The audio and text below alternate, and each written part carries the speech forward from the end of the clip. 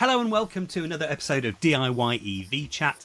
My name's Tom Cheesewright, and in this podcast I interview people who, like me, have been crazy enough to build their own electric cars. Continuing on the recent theme, we have another guest from the other side of the Atlantic today. I'm very pleased to welcome Patrick Roth. Thanks for coming on, Patrick. Hello. Thanks for having me. I really enjoy being here. Great. Now, listen, you've got a bit of a history with DIY EVs, but let's start from the beginning with the question that I ask everybody, which is, what's the day job? Where did the skills come from to do this? Well, I am basically an administrator of payroll services at one of the largest universities in America. So it definitely did not come from this day job or really any other day job I've had in the past. And you must have had some interest in tinkering and mucking around with electronics, mechanics, computing, something in the past? Well, I basically, I basically say I can fix anything, right? And I've done a lot of building stuff, making stuff, fixing things, but I have no real background from work history or training or anything in any of it. But with YouTube, you can learn to do really anything in the world. I like this, a proper skilled amateur, and when people look at the photos of your build later, they'll see a very skilled amateur. So what was the first sort of project that you did like this? Because before you tackled your most recent project, which is the one we'll talk about most, you've done a fair bit of other stuff in this sort of domain before. Is that right? That's true. So we had like a lot of people, first introduction was a Toyota Prius. And this was back about 15 years ago. We had a Prius, and I was always fascinated with getting it to run on the electric motor as much as possible. So I really just wanted an electric car. And at the time, it was before the Nissan Leaf, before the Chevy Volt. You couldn't buy one. So I just kind of did a lot of research online and stumbled upon the DIY EV conversion history out there and decided to do one myself. But this was in 2008 that I did it, and it was kind of at the tail end of the whole DC motor, lead acid battery kind of type of conversion.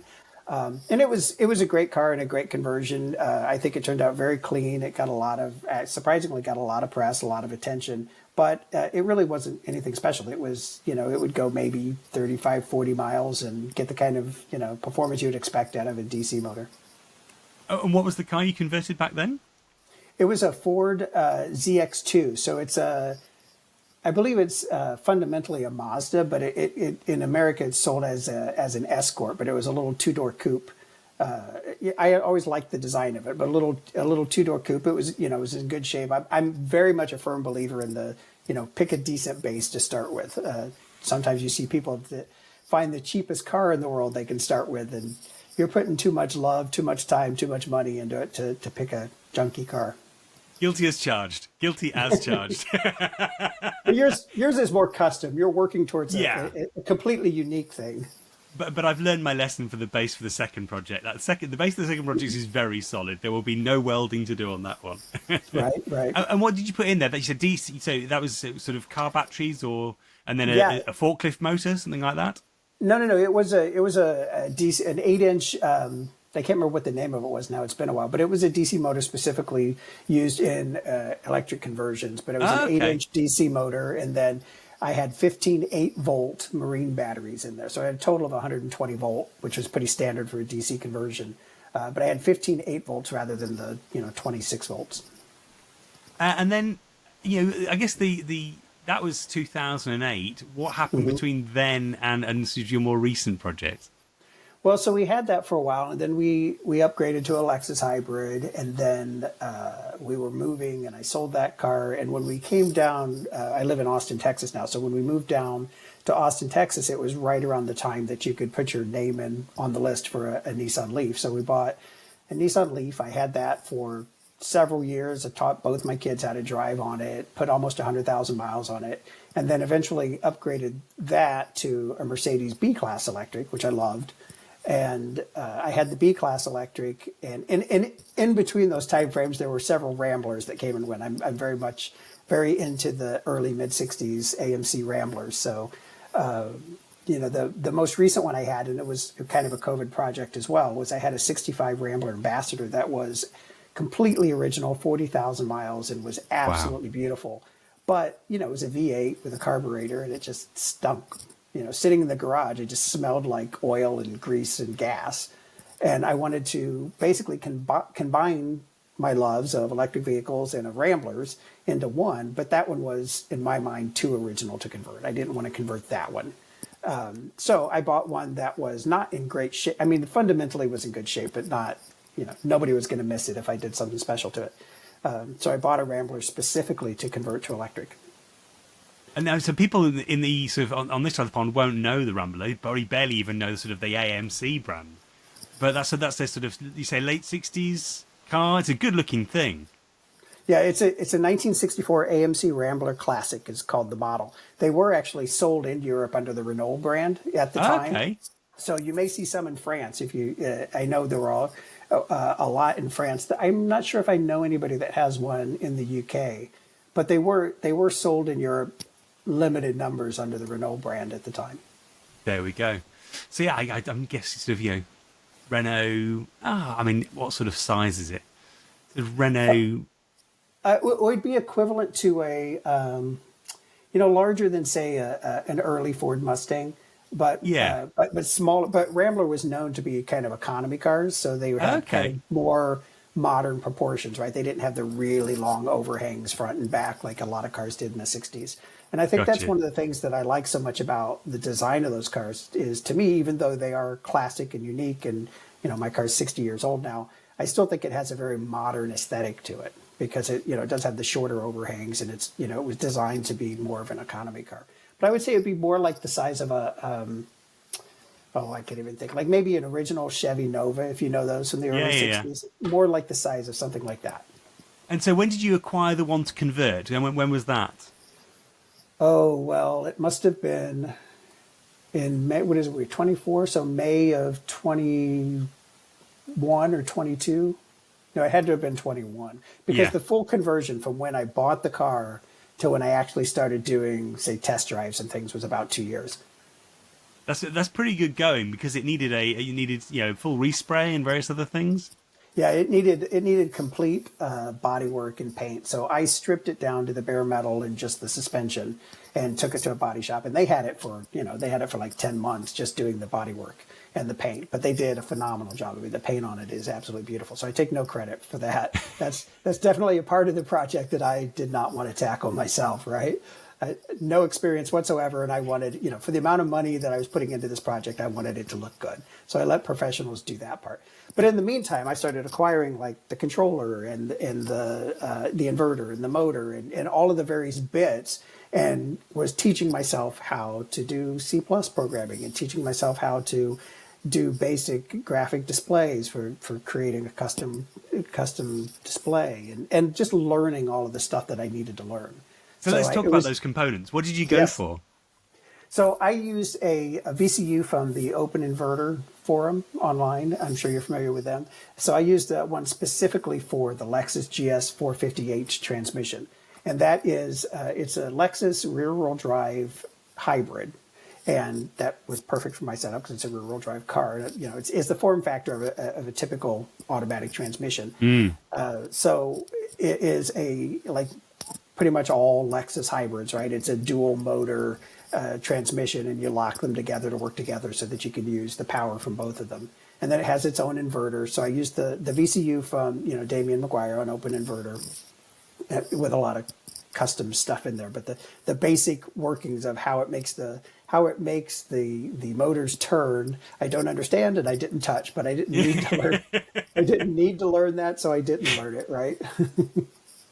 And so stonking amounts of torque, nice powerful unit there. The matched inverter, Damien's sort of control board for it. Is it a zombie verter or is it the dedicated one for the 450h? Yeah, it was pre-zombie verter. So I bought it before they actually even started working on the zombie verter. Gotcha. Mm-hmm. And then battery wise, what are you gone for there? So I told you I used to drive a Mercedes B-Class electric, and those were actually essentially converted by Tesla, because back in the day, Mercedes owned a large portion of Tesla. So the drivetrain and the batteries, all of this EV part of that vehicle came from Tesla. So I actually bought a 36 kilowatt battery pack out of a wrecked B250E that is purely Tesla batteries. Gotcha. And did you have to change the form factor of those, or? No, the only thing I did was I took the board, the BMS control boards off, and then basically you attach into each cell with just an Orion BMS. So I just basically go directly from the Orion BMS to the connector that goes out to the voltage sense wires on the cell. So each one of those modules, they're very long, skinny modules, and each one of those modules has 7 cells within them. So it's a total of 84 cells in a 12 module pack. And where does that sit in the car? So half of them sit in the engine bay where the motor used to be, and then the other half sit underneath the trunk between the frame rails where the original gas tank sat. Do you have any limitations in Texas in terms of making modifications to the car to mount batteries? It's one of the challenges we have over here. Right, and I've read a lot about how difficult it is to do an MOT there. Texas is just what you would expect from Texas. They check to make sure the lights work and you've got a windshield, and other than that, you're pretty good to go. It's a little more complicated than that, but honestly, with a vehicle of that age, you only need a safety check anyway, and it is just those things, right? They check to make sure your turn signals work and that sort of thing. That you've got all of the basic stuff. And in fact, in Texas, they don't even have a propulsion type on the title, so there's nothing that says it's gas or electric, or it just. You could stick a steam engine in there. I could put a hamster on a wheel, and as long as all the lights worked and I was able to drive it in and out of there, they'd be fine. It's a big hamster. There are some advantages to living in the States and in our sense of freedom. We'll just leave that conversation right there. And with regards to the various ancillaries, etc., I'm guessing you need power steering on a car that size. So this car came with manual steering, and believe it or not, that's the one thing that so far I've left alone. Really? I do actually have the setup from Prius, right? A lot of people use those. And I do have a setup from a 2015 Mustang as well, which is a power rack and pinion, which is similar, where it just needs an accessory power. But as I was building just the space, I was never able to fit either one of those in. So right now I'm still on manual steering. And it works fine up until, you're trying to park in a tight parking lot.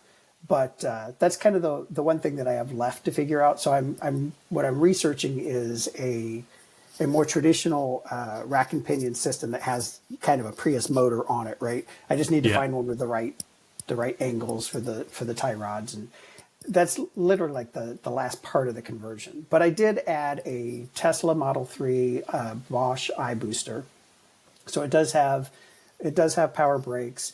And this car, go back to the car, it was in basic good condition. It had good bones, but the only option this car had was an automatic transmission. It didn't even have a radio, so it had nothing else. In fact, the wipers were done by a vacuum motor, and they never really worked very well, even when they were new. Wow. So all of that is new, right? I added electric wipers with the electric washers, and I added power windows, and I added a smart key system. So it's just like a modern car where you just have a fob in your pocket, and you walk up and you push a little button on the door and it unlocks, and you get in and push a start button. So it's part of the reason it took me so long on this was because I didn't just convert the car and I didn't just restore it. I also completely modernized it. So it was a lot of stuff that I added to this car. I mean, to be honest, you say it took you a long time. I mean, it's about, it was about 2 years, which isn't that long for the amount of work you've done. No, and when I did the first conversion, I did it much quicker. But at the time, I was also a stay-at-home parent. So, when my daughter was at school, I worked on that car. That was kind of my full-time job for a while. And this one, I have a full-time job now. I didn't take time off to do it. So this was really, that's working on the weekends. Yeah. So 2 years, like you say, when you add it all up, and it's predominantly a weekend job, 2 years really isn't that bad. No, not at all. Not at all. And where did you do the work? Have you got space over there? The other advantage of being in the US is space is rather easier to come by. Yeah, we do have a garage. This house, we've been in this house a few years now, and it's a 1960s ranch house, so it's a little smaller. And a lot of the car, which I find interesting because a lot of the cars from the 60s wouldn't fit in this garage, which I'm not quite sure where the disconnect came at the time. But, I have a small garage, so our cars just lived in the driveway. And I know that's common in a lot of other places. But, one of my kind of must-haves living anywhere is, once I got the car back, of course, from the body shop. And so, did you have to do much fabrication beyond in terms of the mounting and everything else? Yeah, there was a lot of fabrication for, obviously securing the transmission in place, securing the battery boxes. And the early mid-century Ramblers, the larger cars, had a torque tube rear end. I don't know if you're familiar with those at all. But so there was nothing really holding the rear end in place once you took out the original transmission. Yeah. So essentially the entire drivetrain, other than the front suspension, the entire drivetrain of the original car had to go. So I got a triangulated 4-link rear axle out of a Mustang that I put into it. So I had to fabricate the mounts for that to fit in place and travel freely and all that. That stuff was probably the scariest part of the conversion because I also had to teach myself to weld. And, that's not, you can teach yourself to weld, but it takes quite a long time to really be good at it. So that's probably the weakest part of the conversion. And in fact, I ended up having to take the car to a professional fabricator and have them sort of rebuild my suspension mounts for the rear axle. Like it was fine, but it wasn't great. So that's not something you want to just kind of fall off one day. So I did take it and let somebody kind of redo what I had done originally.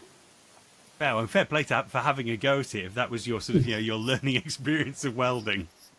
Yeah, that was a lot of thinking, right? Laying underneath the car and looking at things for like an hour, going, "Well, I could put this here." So it was interesting. But there's a lot of fabrication in there. A lot of, I added Mustang seats. So the car originally came with a vinyl covered bench seat, and now it has leather, power, heated and cooled bucket seats out of a Mustang. So you're fabricating the mounting points for that. I added things like 3-point seat belts for all 4 positions. You had to fabricate all of that. So there's a lot of fabrication involved. Yeah, a huge amount. And so we talked about sort of the process of getting the car on the road. It doesn't sound like that was too tricky. What's insurance like there? Interestingly, it's similar, right? Of course you do have to have insurance. And so when I first bought the car, I insured it for just sort of the value of what I paid for the basic car. And then once the conversion was done, I insure with a classic car specific insurance company. And I called them up and I said, "Hey, I've done XYZ to this car. I've put a ton of money into it and I'd like to insure it for this." And it's a stated value policy, right? Where you tell them how much you want to insure it for. And a lot of times they'll kind of make you prove it. They want to see pictures or videos or whatever. And I was talking to them on the phone and kind of explained what I did. And they were like, "Well, let me put it in the system and see what happens." And they entered it all in and hit go and it accepted it. So yeah, I insured it for, about 10 times what it was originally insured for. And the premium's not too painful? No, not too bad. But, there are a lot of things that are much, much cheaper in America. Insurance, petrol, not health insurance. Yeah, no. Car insurance, gas. There are a lot of things that we've gotten very used to being very inexpensive. So I think I pay, I don't know off the top of my head, but it's less than $1,000 for a year. Yeah. Oh, that's yeah. I think that's actually about on a par with what I'm paying now. Although my first year it was twice that. So. Oh wow. Yeah, first year was painful. It's a bit more sensible now. Apart from the sort of the welding piece, what were the biggest challenges? I mean, apart from and modernising the entire car. I think maybe the biggest. Well, I have kind of an ongoing challenge with the batteries actually. And okay. I'm not sure if it has something to do with how much they were handled kind of in the process, right? Because I didn't get them complete in the box. I just got the batteries right. from a seller and handled them a lot as I was doing the build. But where the voltage sense wires go down to each cell, I'm having an issue in only the front box where they kind of keep coming loose. And I'm not sure what that is. But then, then you kind of have to take apart everything on top of the battery box to get into the battery box. And, so I've had kind of an ongoing issue with that. And there's nothing wrong with the batteries. It's just that it isn't always reading the proper voltage on the cells. Therefore, the BMS doesn't want to say, okay, everything's fine, and it doesn't want to charge. So that, again, you can drive it. There's nothing wrong with it. But I've had a couple times now, I've had to get back into that box and sort of redo the wires. But other than that, I would say probably the most challenging part was just learning all of the different kind of coding languages and things that I needed to learn, and sort of understanding how things work. And I learned the basic of what I need to know. And then, if you've ever done this, but then, you go back 6 months later and you need to fix something and you have to kind of reteach yourself because it's not something you do every day. No. And you built your own display, didn't you? I did. I used a touch display from Nexian and did all of the graphics for it. It has several screens, so touch it in various places and it moves to the next screen. So I did do that, and I actually kind of based the basic design on that on the little center screen in my instrument cluster from my Mercedes. So it looks very similar to that, and has a lot of similar information. But it also, it is a touch screen and it is interactive, so it does actually control some things. It controls my climate system. So because this car, just had a very standard original heater coming off of hot water off the engine, I did get a Restomod Air HVAC system. So I had to, put together heating, and I'm actually heating coolant to go through that heater core. And then I'm actually running a early Tesla Model S AC compressor, because you can just run those off a PWM signal.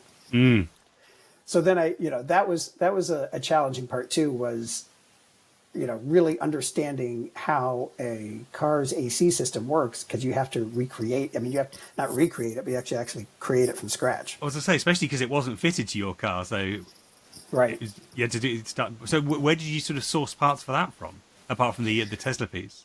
Yeah, so the compressor really was the big thing, and then inside the Restomod Air HVAC system I have, there's actually two different cores. There's one for the heater and one for the AC. So okay.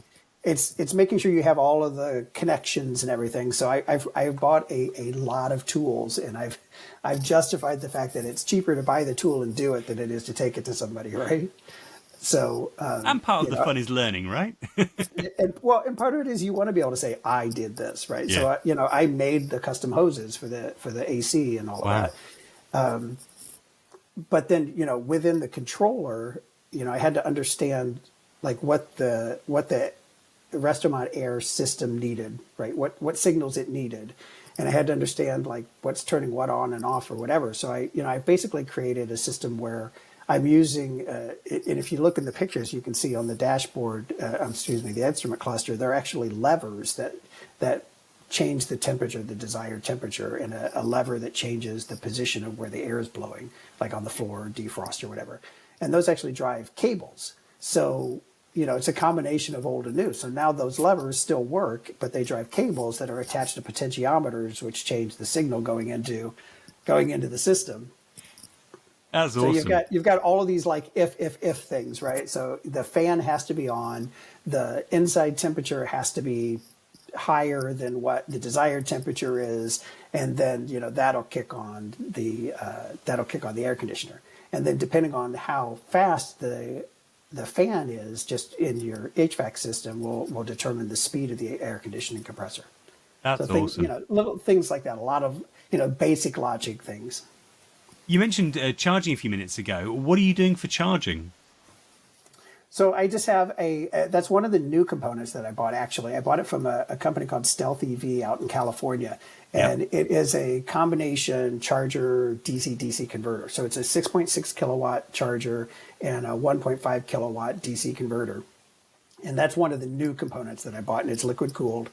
And Orion BMS, of course, will handle charging and take in the J1772 signals. And I have, I've been driving electric cars obviously for years, so I have a wall charger in the garage. So that was one of the things that sort of just worked the first time I plugged it in, and was like, okay, great. For someone who's only just got around to making their car charge without a laptop connected, oh yeah, that's very nice. Well, I will say that again, the two of the new components that I bought were that charger DC converter and the BMS. So that's not something I suppose I could, I've seen people use like the Simp BMS or similar things, and I just felt like I've learned enough. I don't need to go down a whole other road, because that is truly a whole other road Oh of yeah. learning and troubleshooting and all of that. And I just felt like I didn't really need to go down that road when a solution existed with an off-the-shelf BMS. No, quite right. I think there is a joy in doing all of it yourself, but you absolutely save an awful lot of time and pain by picking your battles. Yes, absolutely. What's been the most rewarding aspect? I mean, just looking at the car and looking at some of your Instagram, like just actually driving it must be a huge reward. Yeah, I will say that the car itself really is the most rewarding part, because again, not to toot my own horn, but it is a beautiful conversion. It's beautiful inside, it's beautiful outside. You open the hood and it all looks, in my opinion, very professional and very nice. And it's funny because only about a week ago, there's a drive-in restaurant very close to our house that once a month has a kind of a classic car drive-in. And only about a week ago did I take it there for the first time. And it's all kinds of classic cars, from the 30s and Ford and big Cadillacs and Mustangs and Stingrays and VWs and all sorts of stuff. And with a Rambler, you're kind of used to being the only Rambler in the place, right? Because they're just not as common or collectible as other vehicles. But it got a lot of attention, and people really loved it and wanted to talk about it and ask questions and take pictures. So it's nice there. And in America, Rambler was obviously an American car company. So in America, when you're driving around in a Rambler, you get one of two things. You either get the quizzical "what is that?" because people don't know, or you get the "oh my God, my grandfather had one of those," or "I grew up with one of those." People remember them, but they haven't. American Motors hasn't been a company for 40 years now. Yeah, it's my kids very much enjoy the reactions that my car gets, even in its unfinished state. I dropped one of my kids off at a dance exam on Saturday night, and I had to go back and get something for her from the car. And there was a bloke and I watched him walk past the car like this, staring at it, and then just stop staring. I was walking up behind him and said, "Yeah, people do that." He's the first out laughing. Well, and you probably get if you've ever gone to one of those cars and coffee, or any kind of a collection of cars, right? You get the people that stop and look at it and go, "Wait, is that electric?" Or what? So you always have to yeah, it's fully electric now, and have that whole conversation. So I think I'm going to have to found one. There's nothing like that around me. There just doesn't seem to be much of a car culture in the city I live in, which is really strange. The UK's car industry was mostly in the West Midlands where I grew up. Whereas in the Northwest where I am now, there was very little sort of car culture. And even though, most UK car manufacturing disappeared a long time ago, there doesn't seem to be any sort of hangover of car culture here at all. So, yeah, I'm going to have to start a Cars and Coffee, I think. If you're in Manchester and you're watching this, give me a shout and we'll get something started. I bet if you started one, you'd be surprised by who showed up, because you've probably got this pent-up demand for all these people that do have these cars but nowhere to take them. Yeah, absolutely. Do you know, I think that's absolutely true. We just need to find a good coffee shop with a good car park and get something started. How much have you spent? Do you have a sense of that? Because this is this is a high grade, show quality project. I mean, it really is stunning. It's not a budget conversion. This. No, it's not. And it's significantly more than I spent when I did the first one. Right. I'd like to think that it's less than what it would have cost me if I had taken it to a nice EV converter. It must be. Yeah. We have a couple here in Austin that do really nice high-end conversions, and I'd like to think it's less than that. I'm not entirely sure. I have it insured for 40,000 American dollars, and I suspect that the total cost is probably closer to 60. I tend to not look at the total numbers, and I also don't really keep track of, I know how much money I have in my accounts, but I don't really keep track of the finances. That's my husband's job. And whenever I make any comment about how much something costs, he'll just look at me and say, "Do you want me to run the report?" Because he can just he can just click automotive and outspits this report of everything that's gone into the automotive category. So no, we don't have those run the arguments report very often. No. Just don't run the report. Yeah, But in full defense, he was very supportive, and he was the one that really, I'd been talking about it for a long time, and he was giving us, hey, we're not getting any younger, so if you want to do this, go for it, do it. Good man.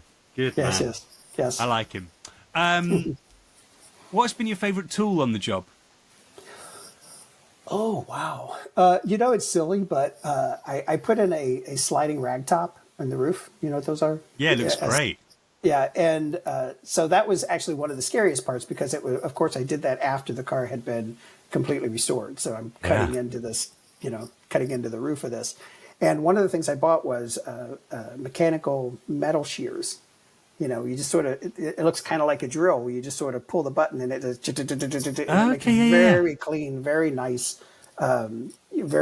lines in metal, and without having metal shavings all over the place. I mean, it's a beautiful, beautiful tool, and it seems silly, but that honestly is one of my favorite tools, and I've used it a couple times since for other projects. And even like if you need to make a small metal bracket for something, and you've got a piece of sheet metal lying around, just pull that out and you can just cut it the size you need, like 3 seconds, and you're done.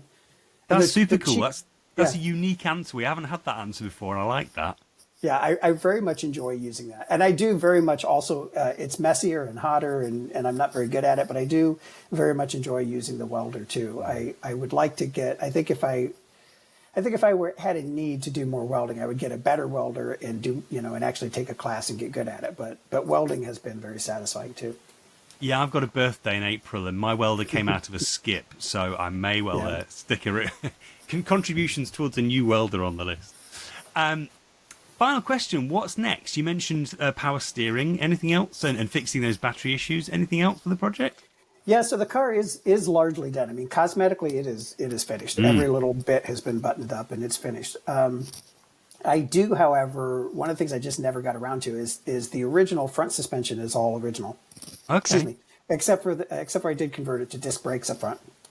But all of those bushings are all 60 years old, and you can feel that when you're driving down the road. So I actually have a collection of stuff in my garage that I just need to get around to doing. I'll probably do it this spring, but I need to replace the front spring, the coil springs in the front, and several of the front bushings, because, like I said, all of that's really old, and that's kind of the next thing to do. And then at some point, I will get fed up of kind of cranking it in a parking lot and get the power steering figured out. I was going to say, those front bushes, especially with the performance it's got now. I don't know what performance it had before, but with the performance it's probably got now. Well, it's funny because people ask me about it, and I just, because it came with an original inline six, and it was fine at the time, but it is, as you can imagine, it's so much faster and particularly off the line than it ever was before. And I've had it on the highway up to about 94 miles per hour just to see how fast I could drive it. And with that front suspension and 60-year-old bushings, that's not a speed you want to drive that car. It sort of goes its own way, right? Oh, well, listen, it is an amazing project. I will post the photos you shared with me on the show notes on the audio version of the podcast and link to that from the video. I'll also post a link to your Instagram and your YouTube as well, because there's some videos of your original conversion on there and on the new one on there as well, yeah. So I think people would be interested to see that. Thank you so much for coming on. Been an absolute pleasure. To you watching and listening, if you do like this stuff, please do like and subscribe and comment as ever. I always enjoy the comments. Lots of great comments on when Greg was on last time around. And yeah, I will see you all either here, you can listen on the audio, or I will see you in the Open Inverter Forum, where I'm trying to spend a bit more time, but life always gets in the way. Thanks for watching and listening. Goodbye. Thank you. Cool. Right, I shall stop recording.